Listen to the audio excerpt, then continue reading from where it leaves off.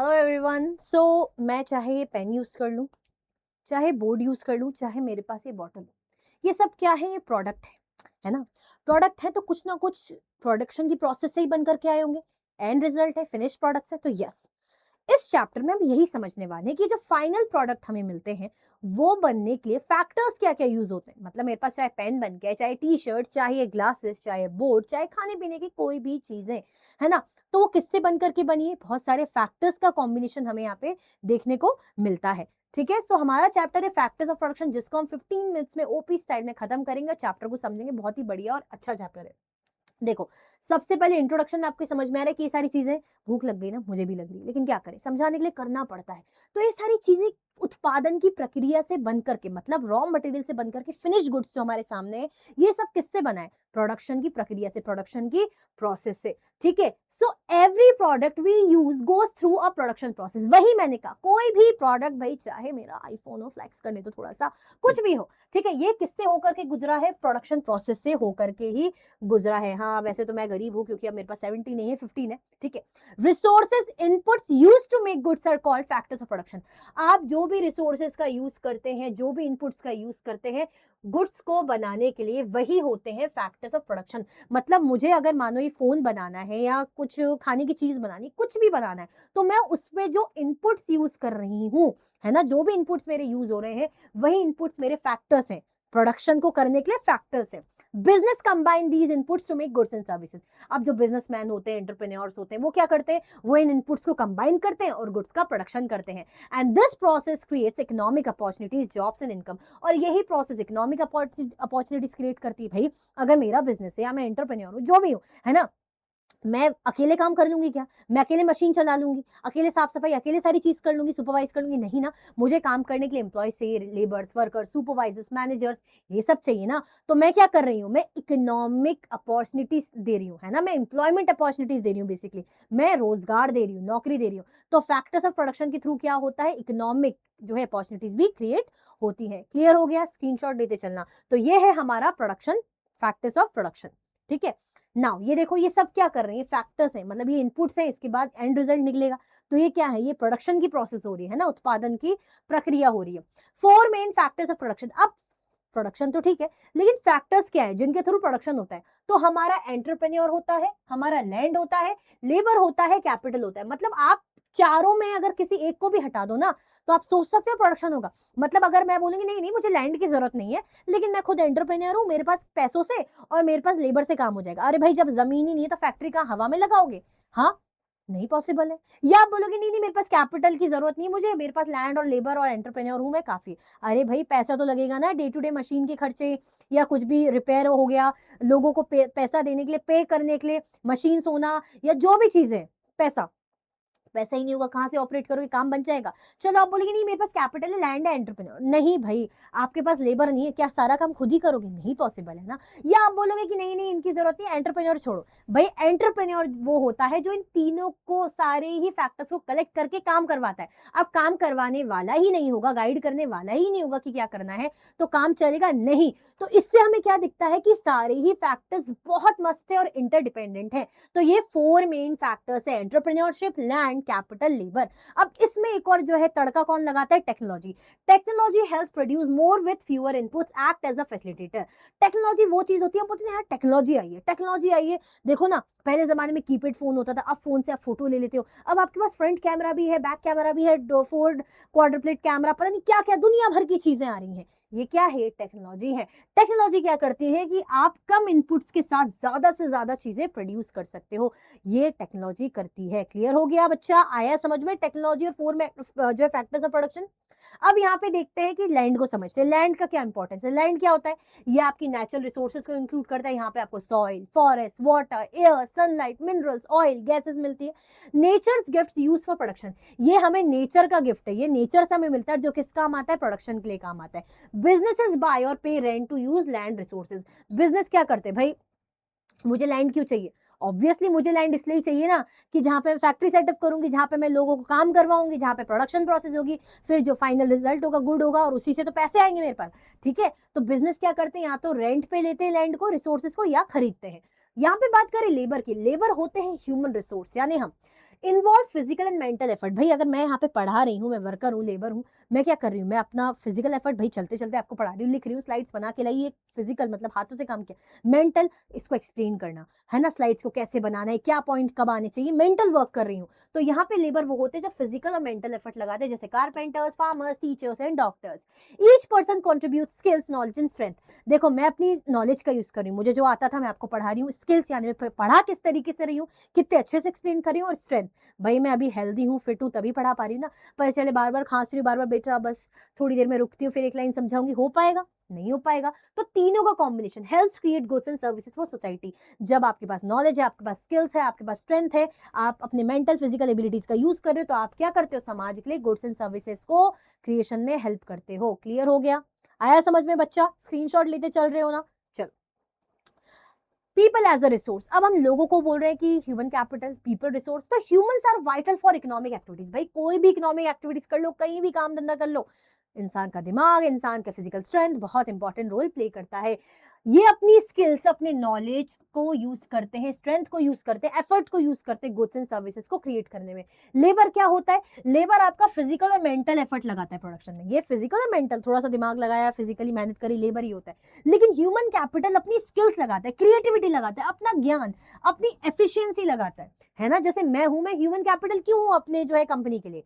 भाई मेरे को नॉलेज है, मेरे को आती थी चीजें, है ना, मैंने पढ़ी है। उसके बाद मैं पढ़ा कैसे रही हूँ, बच्चों को समझा कैसे रही हूँ, स्लाइड्स कैसे बना रही हूँ इजी वे में, उनको समझा कैसे रही हूँ इजीएस्ट वे में, प्रैक्टिस कैसे करवा रही हूँ, ये मेरी स्किल है। और साथ में एफिशिएंट कितनी हूँ, मतलब कितना अच्छा काम करके दे रही हूँ, कितनी अच्छी क्वालिटी दे रही हूँ।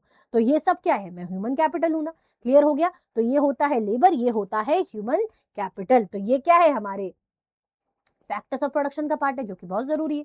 फिर आगे बढ़ते हैं, better human capital higher productivity. भाई जितना बेटर ह्यूमन कैपिटल होगा, प्रोडक्टिविटी हायर होगी। आप खुद ही सोचो ना, अगर अनअकैडमी के जितने भी टीचर्स हैं आपको अच्छे से पढ़ा रहे हैं, अपनी नॉलेज, अपने स्किल्स का यूज कर रहे हैं, तभी तो आपको पसंद आ रहा है, तभी आप जो है बैच लोगे या कुछ भी करोगे, तभी आप पसंद करोगे, तभी जो है हमारी वीडियोस देखोगे, है ना, उसको ज्यादा से ज्यादा प्रमोट करोगे, चैनल को भी सब्सक्राइब करोगे और लाइक कमेंट भी करोगे ना, है ना। तो यानी जितना बेटर हम परफॉर्म करेंगे, उतनी ही प्रोडक्टिविटी हम कंपनी को देंगे। क्लियर हो गया? जितना अच्छा स्किल, जितनी अच्छी मैं एफिशिएंट, जितनी अच्छी मैं नॉलेजेबल, उतना फायदा मेरी कंपनी को। क्लियर? चल, और किसी भी कंपनी पे बात होती है। Facilitators of human capital. अब ह्यूमन कैपिटल में और चीजें एड ऑन क्या होती है, मतलब ठीक है मेरे पास स्किल नॉलेज है, और चीज क्या है जो बहुत इंपॉर्टेंट है? तो सबसे पहले एजुकेशन एंड ट्रेनिंग। देखो, education gives knowledge and problem solving skills. Training provides practical experience, both helps people succeed in careers.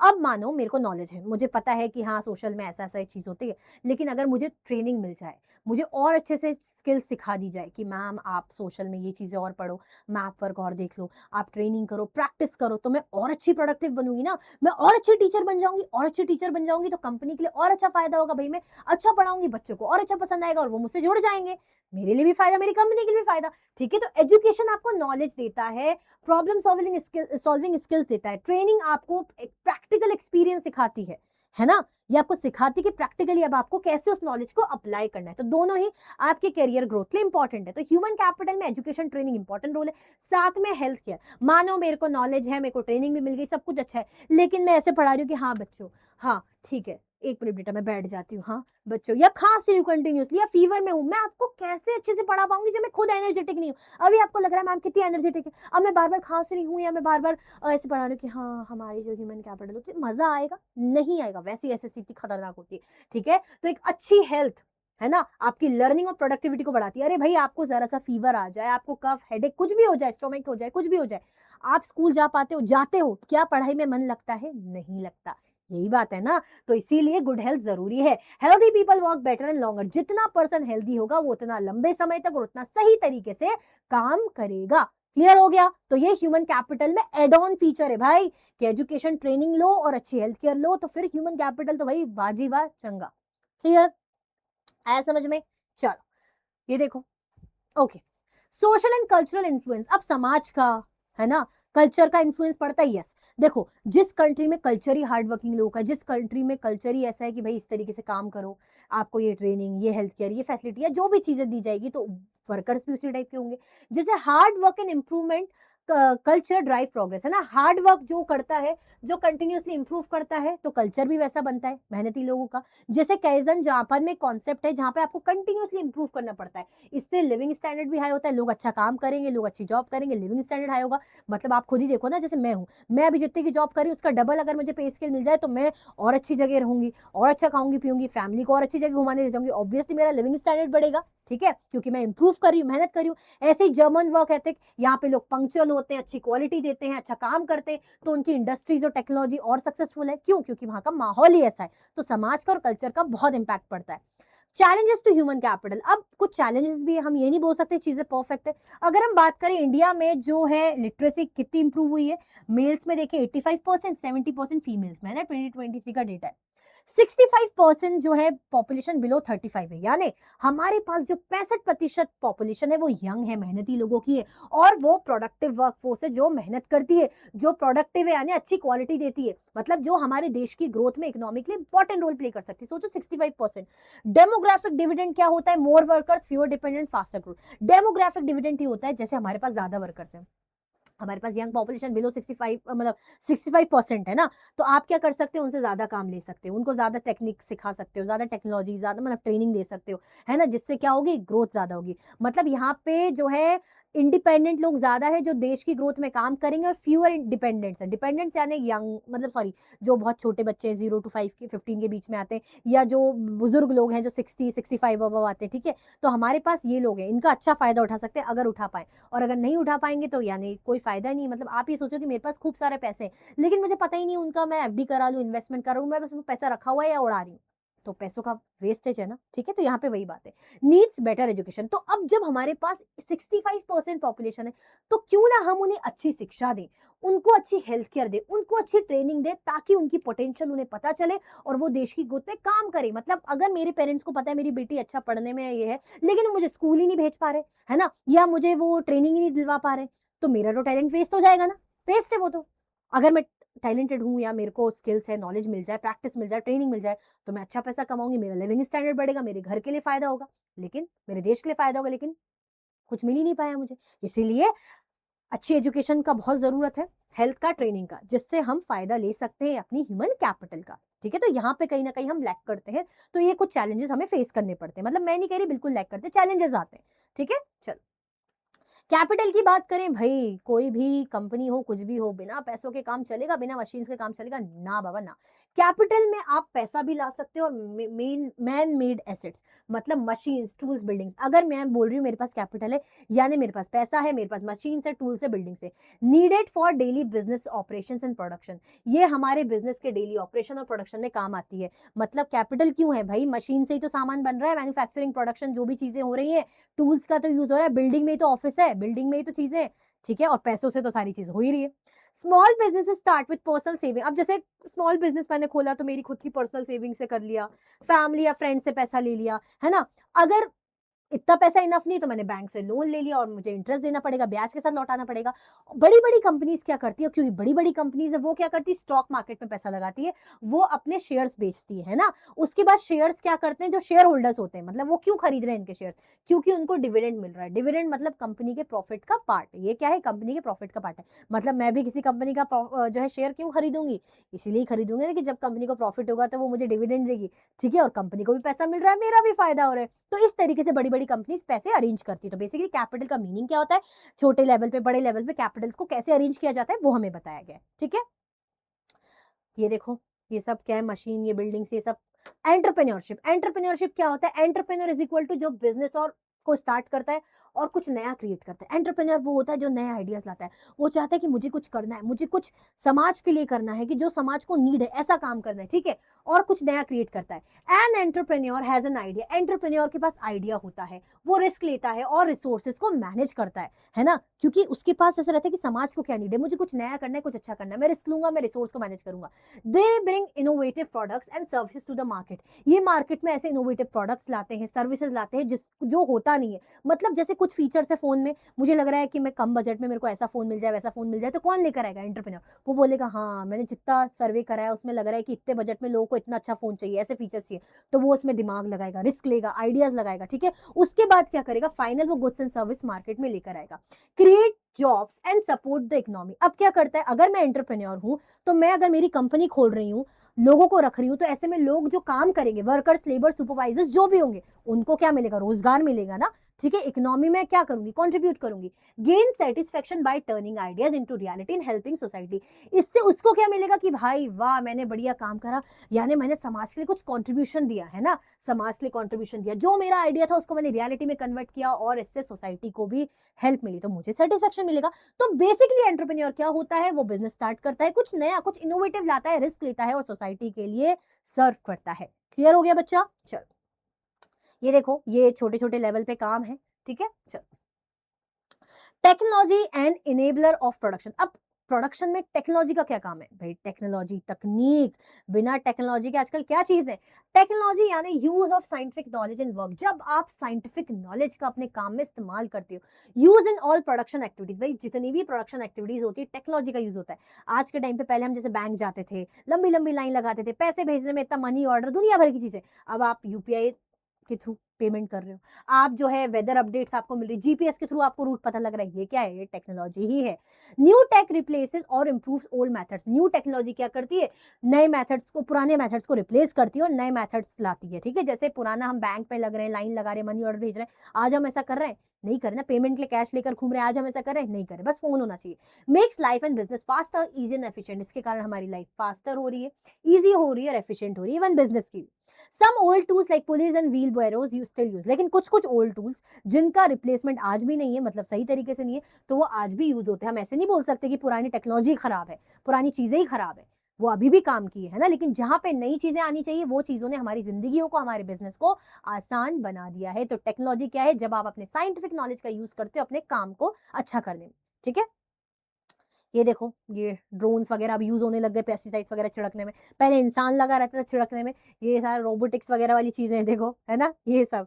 चल, ये देखो व्हील बैरोज, ये आज भी कंस्ट्रक्शन में यूज होता है, ये पुलिस ये आज भी यूज हो रहे हैं। तो ये तो आप देखोगे तो इनका तो भाई कोई रिप्लेसमेंट अगर हम बोले नहीं है, आज भी ये यूज हो रहा है, आप देखोगे जहां पे कंस्ट्रक्शन वर्क हो रहा होता है, ठीक है। चलो, हाउ आर फैक्टर्स कनेक्टेड। अब ये जो फैक्टर्स है कनेक्टेड कैसे हैं, देखो, land, labour, capital, entrepreneur, technology, ये किसी भी गुड्स को प्रोड्यूस करने में साथ में काम करते हैं। कोई भी गुड्स को प्रोड्यूस होना है तो ये सबका साथ होना जरूरी है, ठीक है। मैंने स्टार्टिंग में ही बताया था, अगर लैंड नहीं है तो लेबर, कैपिटल, एंटरप्रेन्योर कुछ नहीं कर पाएंगे, कैपिटल नहीं है तो बाकी तीन कुछ नहीं कर पाएंगे, तो चारों का होना जरूरी है। कोई ऐसी कंपनीज होती है जो लेबर इंटेंसिव होती है, मतलब कोई ऐसे काम होते हैं जो लेबर इंटेंसिव होते हैं, जैसे farming, construction, handicraft, labour intensive, जहाँ पे वर्कर्स की ज्यादा जरूरत है। कुछ ऐसी जगह होती है जहाँ पे कैपिटल इंटेंसिव होती है, जहाँ पे जैसे चिप्स बनाना, सैटेलाइट्स, मशीनरी, जहाँ पे पैसों की ज्यादा जरूरत है, मशीन, टेक्नोलॉजी की ज्यादा जरूरत है। New techs changes factors use machine, 3D printing, जैसे जैसे नई टेक्नोलॉजी आई है तो यहाँ पे मशीन, 3D प्रिंटिंग, ये सारी चीजें, इनपुट्स अलग अलग जगह से आते हैं, है ना। जैसे आधा कोई कार बन रही, कार का कुछ पार्ट वहां से आ रहा है, कुछ पार्ट्स वहां से आ रहे, कुछ पार्ट्स वहां से आ रहे, फोन बन रहा है उसके कुछ पार्ट्स वहां से आ रहे, ये आ रहे हैं, तो इन्हें अलग अलग जगह से ग्लोबली भी आप लिंक कर रहे हो। सप्लाई चेन क्या करते हैं, सबको कनेक्ट करते हैं, है ना। अगर डिस्ट्रप्शन आया तो प्रोडक्शन रुक सकता है, मतलब वही बात है ना कि मम्मी को घर में टेस्टी सा जो है डिश बनानी है, लेकिन पापा सब्जी लाने में लेट हो गए, है ना, एक एक मसाला लाने में लेट हो गए, एक प्रॉपर जो सब्जी चाहिए वो लाने में लेट हो गए, तो मम्मी सब्जी बना पाएगी, नहीं बना पाएगी, लेट हो जाएंगी, लेट हो जाएंगी, तो आपको खाना भी लेट ही मिलेगा ना। तो ऐसे ही प्रोडक्शन हो रहा है, मतलब कोई चीज कंप्यूटर मुझे बनाना है, उसका एक पार्ट दूर जगह से आना है, लेकिन वहां की सप्लाई चेन में मतलब दिक्कत आ रही है, मौसम की मार है या ट्रैफिक या जो भी प्रॉब्लम है, तो मैं कंप्यूटर बना पाऊंगी, असेंबल कर पाऊंगी, नहीं कर पाऊंगी, तो कस्टमर तक पहुंच पाएगा, नहीं पहुंच पाएगा, सारी चीज डिले हो जाएगी, प्रोडक्शन रुक जाएगा, हॉल्ट हो जाएगा। Human effort and entrepreneurship guide and coordinate everything. इंसान का एफर्ट होता है और एंटरप्रेन्योरशिप भी होती है जो हर चीज को गाइड करती है और मैनेज करती है। All factors fit like puzzles pieces to make products. कोई भी प्रोडक्ट बनने के लिए सारे फैक्टर्स एक पजल के पीसेस की तरह होते हैं जिनको जोड़ना रहता है और चीजें फिट होनी होती है, ठीक है।